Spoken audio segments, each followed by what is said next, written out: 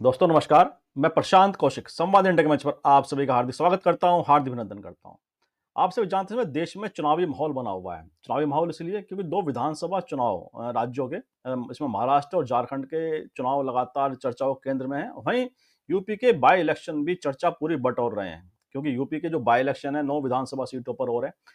और लगातार जिस तरह की राजनीति को यहाँ पर दिशा दी जा रही है, उसके दृष्टिकोण से यूपी के बाई इलेक्शन बहुत ही महत्वपूर्ण हो गए हैं कि आखिरकार क्या बीजेपी इसमें अपना पकड़ साबित करेगी या समाजवादी पार्टी इंडिया गठबंधन के जो कैंडिडेट है, समाजवादी पार्टी क्योंकि इंडिया गठबंधन तो से सभी 9 सीटों पर लड़ रही है। तो ऐसे में समाजवादी पार्टी की चुनौती है कि वो ज़्यादा ज़्यादा सीट जीतकर जो लोकसभा चुनाव में उसने विजय पताका अपनी फहराई थी बीजेपी के ऊपर, उसको वह पुनः साबित कर सके। तो तमाम तरह की चुनौतियां बीजेपी के सामने और समाजवादी पार्टी के सामने भी है। हालांकि इसमें बहुजन समाज पार्टी के भी उम्मीदवार चुनाव लड़ रहे हैं और राष्ट्रीय लोकदल भी मीरापुर विधानसभा सीट पर अपने प्रत्याशी जो बीजेपी से ही उनके पास आए हैं, उन्हें वे चुनाव लड़ा रहे हैं गठबंधन के तहत। तो ऐसे में यूपी की जो राजनीति है, तमाम तरह की चर्चाएं इस समय यूपी चुनाव को के संदर्भ में भी हैं। तो आखिरकार यूपी उपचुनाव की जो राजनीतिक जो महत्व है वह क्या है, उसके राजनीतिक निहितार्थ क्या है उपचुनाव को लेकर, और तमाम तरह के नए नए नारे भी इस बीच हमने देखे हैं। चाहे मुख्यमंत्री योगी आदित्यनाथ हो या मायावती हो या अखिलेश यादव, सभी ने अपने अपने हिसाब से अपने वोटरों को साधने के लिए नए नए नारे गढ़े हैं। तो यूपी इलेक्शन की जो राजनीतिक पटकथा है वह कैसे लिखी जा रही है, इन सब पर चर्चा करने के लिए हमारे साथ बहुत ही वरिष्ठ पत्रकार और यूपी की राजनीति को बखूबी जानने वाले वरिष्ठ पत्रकार हमारे साथ चर्चा में शामिल है। उनका परिचय मैं आप सभी से करा देता हूँ। हमारे साथ मुकुल त्रिपाठी जी लखनऊ से जुड़े हुए हैं। बहुत बहुत स्वागत करता हूँ, बहुत बहुत अभिनंदन करता हूँ। बहुत ही सीनियर जर्नलिस्ट है। तो मुकुल जी, जो यूपी की राजनीति की दिशा आप किस तरह से देख पा रहे हैं, और जो एक नए राजनीतिक नारों का जो गढ़े गए हैं वर्तमान चुनाव में, चाहे विधानसभा चुनाव हो और या उपचुनाव में, जिस तरह से नारों की भी राजनीति हमें दिखाई दे रही है, नए तरह के राजनीतिक नारे इन चुनावों में अपना स्थान भी पा रहे हैं। समाजवादी पार्टी के मुखिया का अलग नारा है, योगी आदित्यनाथ जी ने जो बड़ा प्रचलित नारा उनका हो गया है और तमाम तरह की राजनीतिक चर्चाएं बटोर रहा है। तो ये जो राजनीतिक नारों के तहत जो राजनीति को दिशा दी जा रही है, क्या उससे जो जन सरोकार के मुद्दे हैं, जो जनता के असली मुद्दे हैं, क्या वह नेपथ्य में चले गए हैं? क्या उनके कोई मायने नहीं रह गए हैं राजनीति में? मुकुल जी। अ, जी, बिल्कुल प्रशांत जी। आज की राजनीति पहले की राजनीति से बिल्कुल एकदम अलग हो चुकी है। ये सब जानते हैं, पूरा देश प्रदेश सब देख रहा है। ऐसे में चुनाव में जो वन टू वन फाइट होती है वो हार्ड कोर हो गई है। पहले एक सम्मान और एक वो रहा जाता था कि हमारे विपक्षी है तो भी हम उनका एक जो एक हम लोग कहते हैं लकीर होती थी उसको फांदा नहीं जाता था। अब वो सारी सीमाएं खत्म हो गई हैं और उसके बाद किसी भी तरह के अनर्गल जातियों को बांटना हो, चाहे हिंदू मुस्लिम हो, ये पैटर्न बहुत तेजी से फैला है, वो सब देख चुके हैं। इसके बारे में हम लोग चर्चा ना ही करें तो बेहतर है, जब तक कि कोई बयान ना आए नया। तो जो बयान यहाँ पे दिए जा रहे हैं वो यूपी को लेकर, यूपी में आज जो 9 विधानसभाओं में जो इलेक्शन है उसमें समाजवादी पार्टी वो दबदबा रखना चाह रही है जो उसे कुछ महीनों पहले इसी साल लोकसभा में जो अप्रत्याशित विजय मिली थी उसको वो बरकरार रखना चाहती है। वही बीजेपी की लड़ाई, अब बीजेपी की वो केंद्र की लड़ाई ना होके अब मुख्यमंत्री की अपनी लड़ाई हो गई है। वो पर्सनल है कि आप यूपी के चीफ मिनिस्टर हैं और आप इन 9 सीटों में कितने नंबर लेंगे। जैसे एक एग्जाम होता है कि 10 नंबर का बच्चों का एग्जाम होता है, उसमें से आप कितने लाए। यहां एग्जाम 10 का तो नहीं हो पाया लेकिन 9 का हो रहा है। 9 में चीजें आप 7 लाते हैं, 6 लाते हैं, 8 लाते हैं, 9 में से 9 ले जाते हैं। अगर ऐसा कुछ होता है तो मुख्यमंत्री आदित्यनाथ जी की स्थिति और बेहतर होगी, मजबूत होगी और उनकी छवि को एक बहुत बड़ी मजबूती मिलेगी केंद्र में। आप इस चीज को नोट करिए, केंद्र में जो एक नैरेटिव क्रिएट किया जा रहा था, यूपी से ही किया जा रहा था, लोकसभा के बाद याद होगा जैसे ही इलेक्शन के रिजल्ट आए और बीजेपी की जो दुर्गति हुई उसमें बीजेपी के बड़े बड़े नेता, केंद्रीय नेतृत्व तो सब हिल गए। प्रदेश से लेके केंद्रीय नेतृत्व तक को ये जो रिजल्ट आया उसकी उम्मीद नहीं थी कि इतना बुरा रिजल्ट होगा। दूसरी तरफ अखिलेश को एक बहुत बड़ा यहां से बहुत सपोर्ट मिला और वो देश की तीसरे नंबर की पार्टी बनी। तो ऐसे में बीजेपी अपने पुराने मोमेंटो को बरकरार रखने के लिए सारा जो आप कहते हैं उसका वो है कि आपको सारी जो स्थितियां हैं वो सब डाल दी गई है मुख्यमंत्री योगी आदित्यनाथ के लिए। आपने देखा होगा कि बहुत केंद्रीय नेतृत्व जरा भी इन चुनाव में दिलचस्पी नहीं ले रहा है। ना तो कोई बड़ा नेता आ रहा है। राजनाथ सिंह चूंकि यूपी के ही हैं, प्रधानमंत्री का भी सारा महाराष्ट्र और आप देख रहे हैं कि बाहर ही रह रहे हैं, वो यहां कभी उन्होंने जिक्र भी नहीं कर रहे हैं। तो ऐसे में ये लड़ाई अकेले योगी आदित्यनाथ सरकार की है और उनकी अपनी है, अपनी छवि को और बेहतर बनाने के लिए। तो बीजेपी, जाहिर बात है, बीजेपी से आप कहिए, बीजेपी मुख्य पार्टी आप छोड़ दीजिए, जो प्रदेश की राजनीति है उसमें योगी आदित्यनाथ कितने सफल रहते हैं इन चुनाव में। अब बीजेपी तो जाहिर बात है उन्होंने नंबर अपने सेट कर लिए कि हम 9 में से कितने नंबर लाते हैं, तो टारगेट अभी 7 का हम लोग को पता चल रहा है, जो मैं पहले भी आपसे बोल चुका हूं। और कुछ मामलों में बीजेपी ने जो लेट हुए चुनाव, ये चुनाव पहले भी हो सकते थे, जो चुनाव लेट हुए हैं, लेट होने का फायदा बीजेपी हर हाल में उठाना चाहती है। मिल्कीपुर बचा है, मिल्कीपुर में भी आज नहीं 2 महीने बाद, 15 दिन बाद चुनाव होंगे। वहां की स्थितियां भी बीजेपी डे बाय डे ठीक करने में लगी हुई है।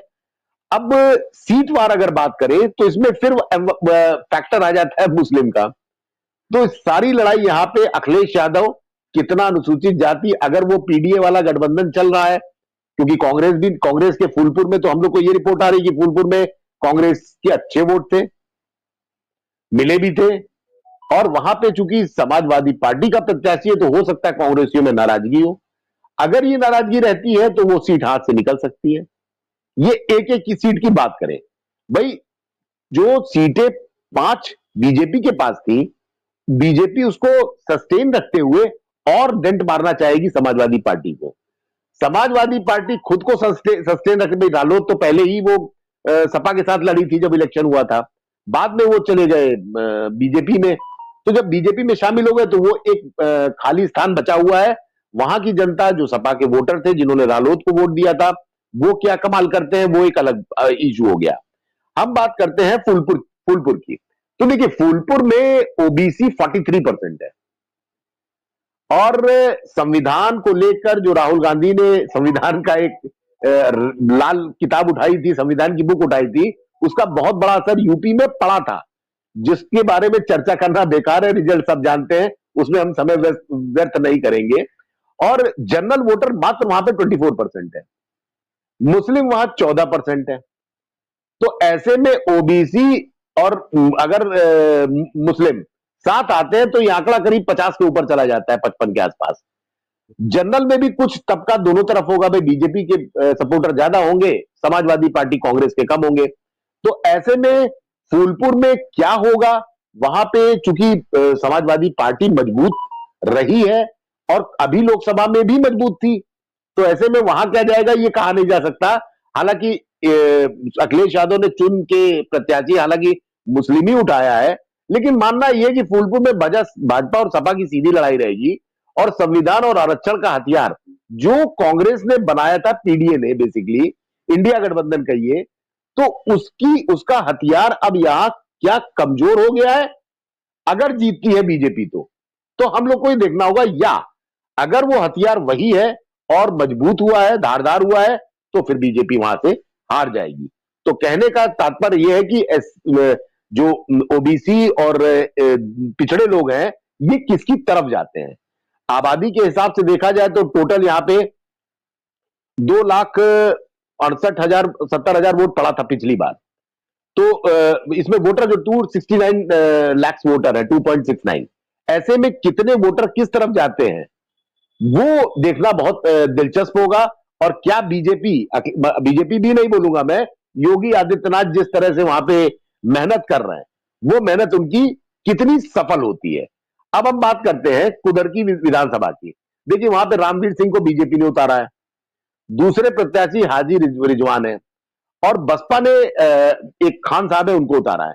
तो बसपा तो इस पूरे गेम में ही कहीं नहीं है, क्योंकि जितने भी दलित और मुस्लिम हैं, वो अब या तो कांग्रेस की तरफ जा रहे हैं या समाजवादी पार्टी की तरफ जा रहे हैं। मुस्लिम की बात कर रहा हूं। और ऐसे में अगर मुस्लिम कार्ड आप खेलते हैं तो मुस्लिम कार्ड बसपा का खेलना गलत हो जाता है। यानी आपको फिर अपनी जिन जातियों को लेकर आप चले थे आगे, दलितों को, कहीं ना कहीं उनको आप उन पे विश्वास नहीं कर रहे हैं। बसपा का दूसरा फैक्टर यह है कि कुदरकी में मुस्लिम को उतारने का मकसद क्या था। मुस्लिम वहां पे 60% है, इस बात को समझिएगा। वहां पे इन्होंने क्या किया, डैमेज किसको किया है? डैमेज ये समाजवादी पार्टी को करना चाह रहे हैं। और क्यों करना चाह रहे हैं? क्योंकि समाजवादी पार्टी का भी जो प्रत्याशी है वो हाजी रिजवान है। तो अब आप देखिए, एक तरफ तो रामवीर सिंह हो गए, वो हिंदू चेहरा हो गया, दूसरी तरफ दो मुस्लिम आ गए। तो ऐसे में जो 60% वोटर है वो कौन कितना ले जाता है? जो मेरी बात हुई है वहां पे यह पता चल रहा है कि बहुत कम वोट बसपा पे जाएगा। बसपा फिर वही कह रहे तीसरे नंबर की पार्टी रहेगी। कितने परसेंट वोट होता है, जमानत जब्त होती है, ये तो निर्णय बताएगा। ओबीसी वहां मात्र 18% है, एससी जो है वो 11% है, और जनरल जो है मात्र 9% कुदरती में। तो ऐसे में बीजेपी 9% और ये जो आपके 18% ओबीसी हैं, एससी जो आपके 11%, सबको मिला लीजिए तो बमुश्किल 27-28% आते हैं, जिसपे 60% मुस्लिम बहुत हावी रहता है। इसमें से अगर 40% भी अगर कहीं मूव करता है, चाहे वो बसपा पे मूव करे चाहे वो सपा पे मूव करे, बीजेपी को तो नहीं देगा, क्योंकि बीजेपी के नेता खुद जानते हैं कि 2% 3% ज्यादा मुस्लिम देते नहीं है। तो वो चीजें भी बहुत फैक्टर करेगा, और यहां पे हम समझते हैं कि समाजवादी पार्टी बहुत ही मजबूत पोजीशन में है। अब यहां पे बीजेपी ने एक काम और किया है, ये रामपुर पैटर्न के साथ चल रही है। रामपुर भले ही मुस्लिम बाहुल, आपको याद होगा, क्षेत्र था, लेकिन उपचुनाव में भाजपा जीत गई। भाजपा जीत गई थी। अभी तक, हाँ, ऐसे में अभी तक जो हम लोग को माहौल दिखाई दे रहा है वो डाइसी टाइप है कि कुछ भी हो सकता है। अगर उस कर्टन पे आया तो ये सीट हाथ से निकल जाएगी और ये सीट वापस जाएगी बीजेपी के पास। और ऐसा होता है तो मुस्लिम फैक्टर फिर प्रश्न लग जाएगा कि आखिर ये गया किसका किसकी तरफ। और अगर दोनों आधा आधा बट गया तो बटोवे से तीसरे को फायदा मिल जाता है। अब तीसरी बात करते हैं मुजफ्फरनगर की, मीरापुर। मीरापुर में देखिए, रालोद मजबूत थी, रालोद सपा के साथ थी। हम लोग को यह देखना है कि रालोद के कितने वोटर थे, और समाजवादी पार्टी का भी वहां पे अच्छी स्थिति थी। समाजवादी पार्टी में कितने लोग रालोद की तरफ गए थे, खाली ये देख के, उसमें एससी भी हो सकता है, मुस्लिम भी हो सकते हैं, सारे फैक्टर शामिल है। रालोद से मुस्लिम अब कटेगा जब रालोद बीजेपी के साथ चला गया है, यह भी एक देखने वाली बात होगी, क्योंकि आंकड़े जो कहते हैं वहां पे 38% मुस्लिम है और वहां पे ओबीसी 37% है। अब देखिए जरा, 38 37, एससी 19% है, लगभग बराबर ही आंकड़ा है। जनरल मात्र 5% है, और अगर अन्य को जोड़िए तो 1%। तो ऐसे में अगर वो लोकसभा वाला चला आ रहा है अभी तक और उसको सस्टेन कर जाती है सपा, कांग्रेस की जो लोकल टीम है, जो थोड़े बहुत वहां पे हैं, कांग्रेस के अगर विरोध नहीं, या मतलब गुस्सा जिसे कहिए आप, अगर टिकट की बात करें तो, जो जिस तरह से किनारे कर दिया आप, समाजवादी पार्टी ने कांग्रेस को एक भी सीट नहीं दी, तो ऐसे में कांग्रेस का अगर नहीं रहता, तो हालांकि कांग्रेस का वहां पे बताते तो हम लोग को जो सूचना मिल रही है बहुत अच्छी स्थिति, आप तो बेहतर जानते हैं वहां पे कि अच्छी स्थिति नहीं थी। ऐसे में समाजवादी पार्टी के वोटर अगर उस पीडीए पे भरोसा करते हैं तो फिर बीजेपी के लिए सीट बहुत मुश्किल होगी। बाकी आकलन मेरा इस सीट के लिए है कि 4 मुस्लिम कैंडिडेट और 1 गैर मुस्लिम, सपा रालोद में ही फाइट है। और इसके अलावा अगर मुस्लिम वोटर में बिखराव होता है तो जाहिर बात है रालोद को इसको सीधा फायदा मिलेगा। यहां भी प्रत्याशी आप जान ही रहे हैं, हाँ, यहां प्रत्याशी जान ही रहे हैं कि रालोद से मिथिलेश पाल लड़ रही हैं, आपकी संबुल राणा को टिकट दिया है समाजवादी पार्टी ने, और शहनजर नाम का एक प्रत्याशी है, वो बसपा लड़ा रहा है। तो ऐसे में मुस्लिम एक होते हैं तो किधर जाते हैं, अलग अलग होते हैं। यही पूरा एक इसका इस सीट का मैं निष्कर्ष निकालता हूं। अब बात करते हैं अंबेडकर नगर के कटहरी सीट की। देखिए, कटहरी सीट में धर्मराज निषाद है, ये बीजेपी से है। शोभावती वर्मा को दिया है समाजवादी पार्टी ने, और अमित वर्मा को, फिर देखिएगा, अमित वर्मा को दिया है बसपा ने। तो देखिए, बसपा हमेशा सपा वाले कैंडिडेटों को चुन रही है, उसी जाति का अपना एक प्रत्याशी उतार रही है, लगातार तीसरी बार हो रहा है। यहां पे भी स्थिति क्या है कि ओबीसी 35% है, आपका जनरल 30% है यहां पे, दलित 25% है और मुस्लिम 8% मात्र है। तो ये सीट सपा ने लालजी वर्मा जो इनके पूर्व सांसद थे उनकी वाइफ को दिया है। ऐसे में उनके ऊपर परिवारवाद का भाई आरोप भी लगा। जाहिर बात है कि जब किसी की बेटी या बेटे को दिया जाता है, पार्टी में पहाड़ी यादव, शंकरलाल यादव जैसा कई नेता थे वो नाराज हो गए थे वहां पे। तो ये है कि पीडीए का फार्मूला यहां प्रभावी उतना नहीं दिख रहा जितना पहले था। अगर इन नेताओं को अखिलेश यादव संभालने में एक होता है ना कि बड़े नेता जब बात करते हैं तो कोई भी गिले शिकवे होते हैं दूर हो जाते हैं, तो अगर ये दूर हो गए तो बट ऑब्वियस है फाइट वहां तब भी इन्हीं दोनों में रहेगी। पहला चुनाव ऐसा है यहां पे जिसमें मुख्य पार्टियों ने सवर्ण कैंडिडेट को टिकट ही नहीं दिया है। यहां पे पहली बार ऐसा हो रहा है। अब सवर्ण वोटर जिधर शिफ्ट करेगा, जाहिर बात है हवा का रुख उसी तरफ होगा, क्योंकि तीनों कैंडिडेट में आप देख लीजिए, तीनों, एक निषाद है और दो वर्मा है। और जबकि यहां अगर आप जनरल की आबादी देखिए तो 30% है। तो ये आंकड़े बहुत कुछ कहते हैं कि आंकड़े क्या कहते हैं किस तरफ हवा का रुख करेंगे। यहां निर्णायक भूमिका में जनरल कैंडिडेट रहेगा। अब हम बात करते हैं मझावाट सीट की। देखिए ये मिर्जापुर की सीट है। यहां पे मिर्जापुर जानी रही है, अपना दल का एक गढ़ रहा है और यहां से लगातार उनको 2 बार, तीसरी बार जीत मिली है। तो यहां पे इन्होंने बीजेपी में उतारा है सुचिमिस्ता नाम है उनका, सुचिमिस्ता मौर्य को, और समाजवादी पार्टी ने ज्योति बिंदु को उतारा है। दीपक तिवारी, देखिए ब्राह्मण प्रत्याशी यहां दे दिया उन्होंने बसपा ने। अब यहां पे जो अगर आंकड़ा देखिए जातिवार, तो ओबीसी यहां पे 45% है। अब आप अगर बसपा का देखिए तो ब्राह्मण है, बाकी दोनों डिवाइड हो जाएंगे। भाई ओबीसी और आपका दलित जो भी है ये कभी भी सवर्ण को वोट कम देगा।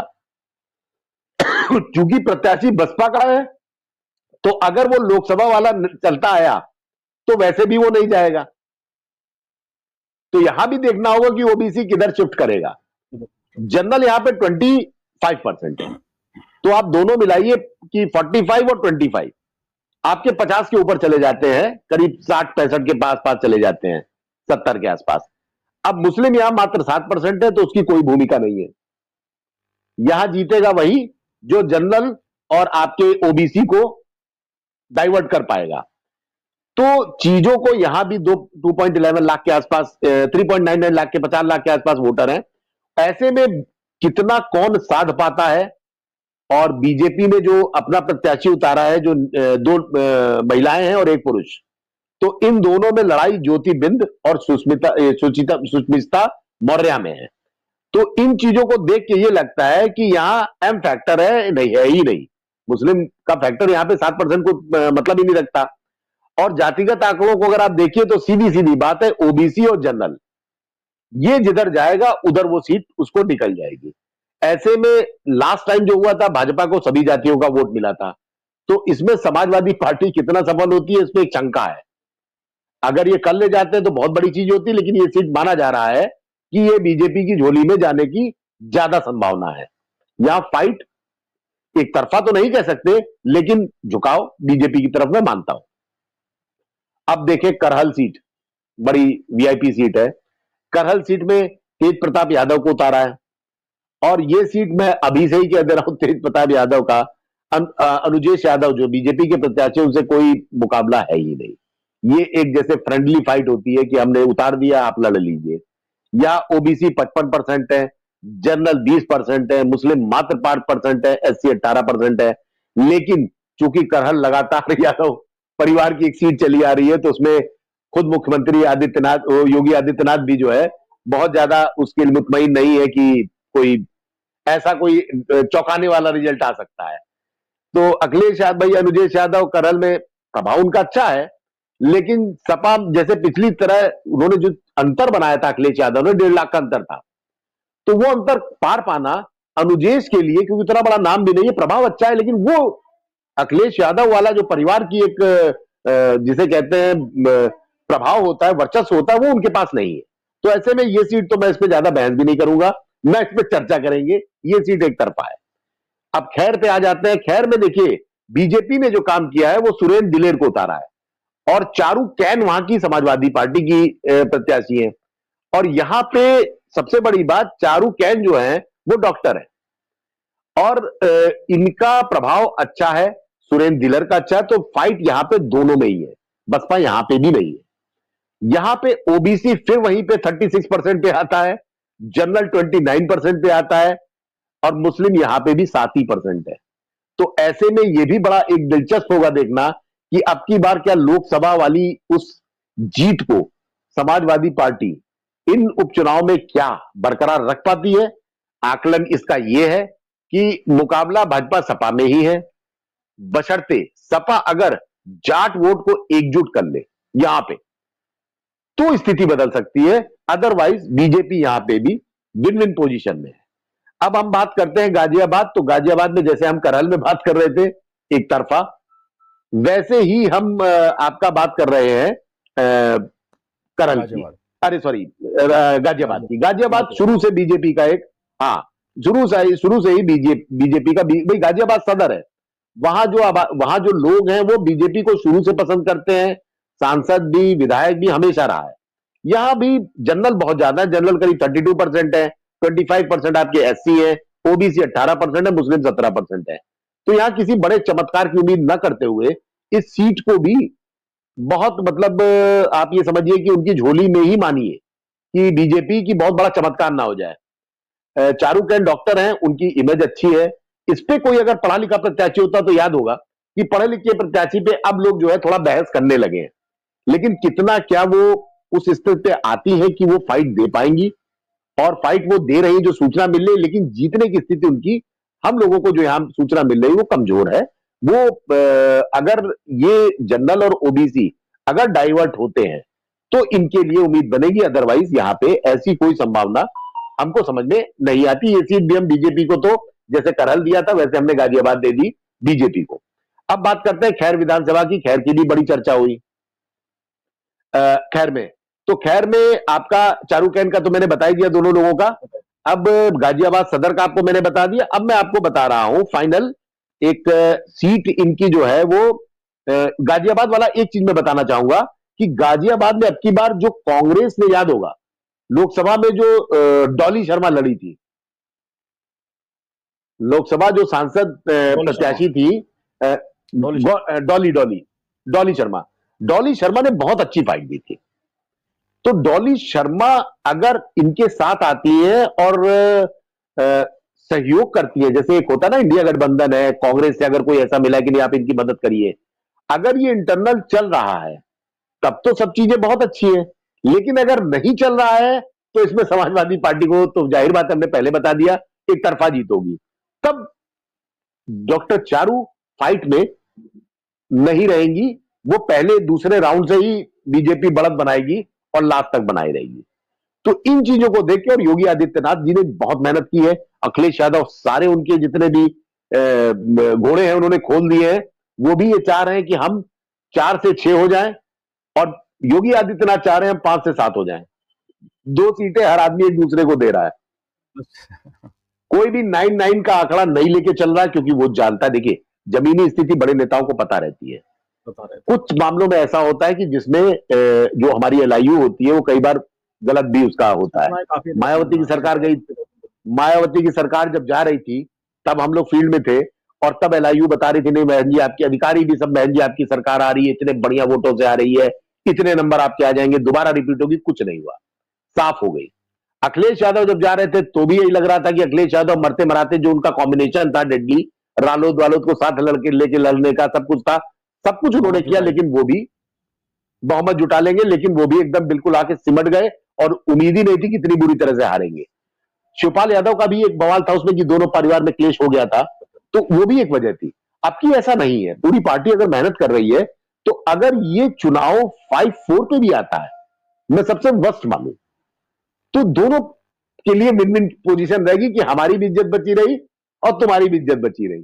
तो गेम अभी ये चल रहा है एग्जैक्टली कि हम सस्टेन कर गए, योगी आदित्यनाथ आगे बढ़ा सकते हैं। देखिए हमारी जीत कोई, हमारी सीट कोई छीन नहीं पाया, जो हमारा तब प्रभाव था वो आज भी है। अगर वो एक गेम करते हैं तो उनको बताने के लिए मेरा बड़ा है। अखिलेश यादव भी अगर ये कहते हैं कि मेरा अगर एक सीट वो बराबर रहते हैं तो कहेंगे देखिए हमारी वही स्थिति है जो हम पहले थे।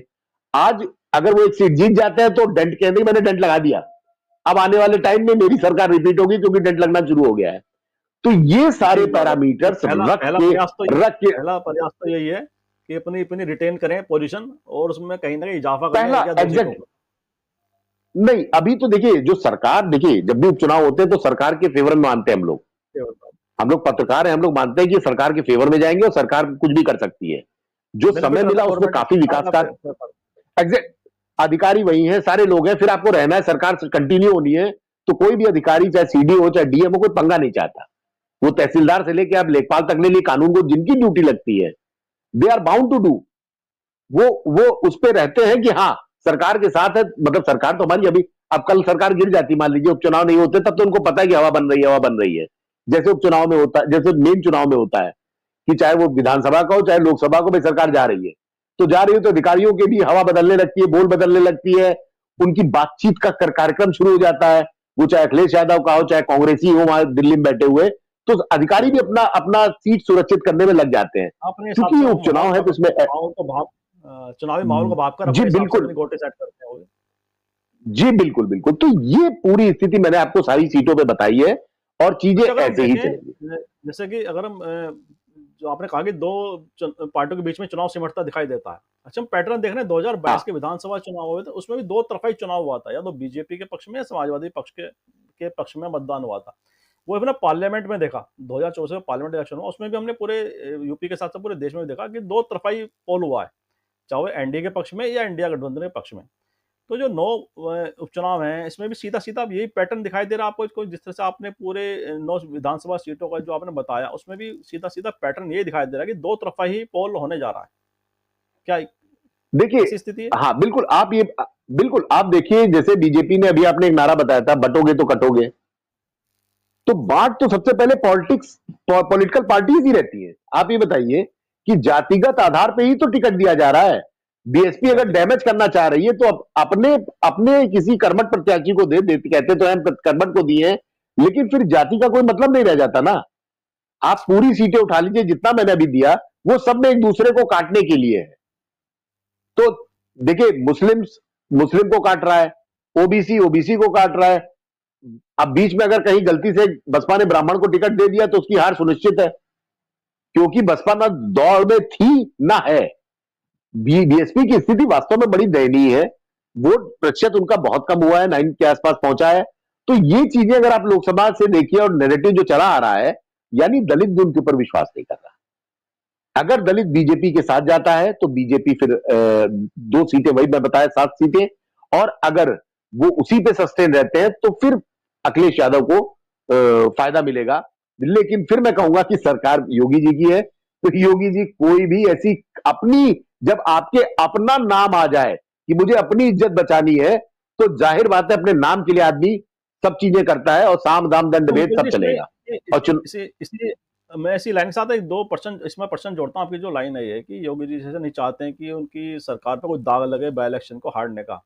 तो ऐसे में क्या ये पर्सनैलिटी केंद्रित चुनाव हो गया है कि योगी आदित्यनाथ और अखिलेश यादव दोनों जो नेता हैं, दोनों की पर्सनैलिटी से जुड़ गया पूरा चुनाव ये? देखिए आप बताइए, आज से जब 2024 शुरू हुआ था, मैं जनवरी की बात करूंगा, तब की स्थिति अखिलेश यादव की दूसरी थी।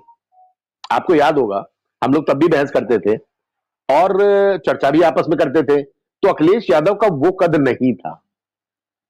आज उनका कद, तीसरी सबसे बड़ी पार्टी जो देश की, भारत देश की तीसरी बड़ी सबसे बड़ी पार्टी के मुखिया हैं अखिलेश यादव।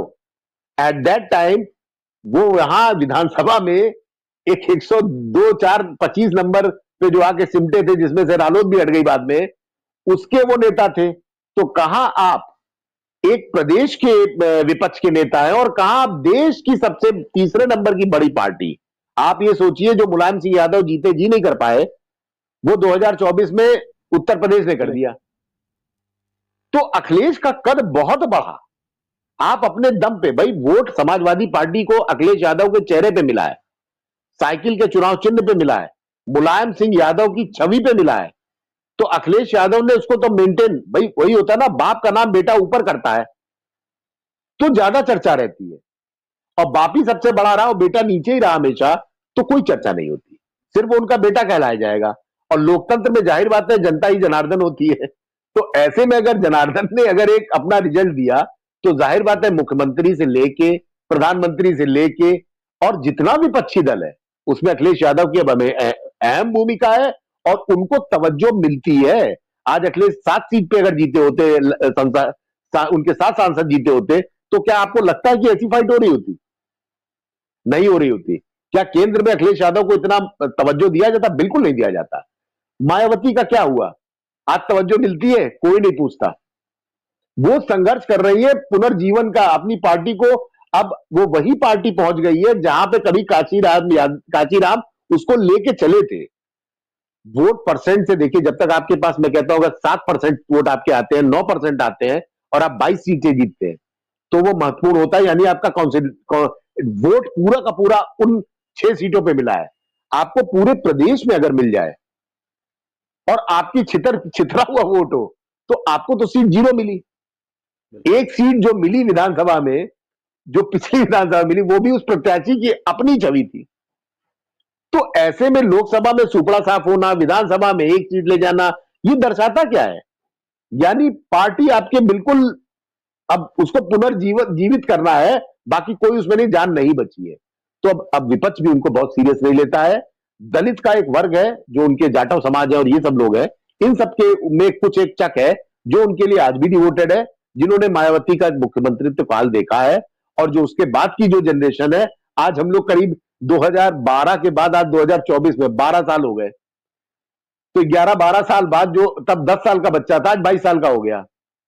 तो 10 साल में बुद्धि नहीं रहती, लेकिन 3 साल में डेवलप हो जाती है। जो 14 साल का था वो आज 25 साल का हो गया है। तो उसने उसके बाद अखिलेश की सरकार को भी देखा थोड़ा बहुत, फिर योगी आदित्यनाथ को भी देख रहा है, वो मोदी को भी देख रहा है।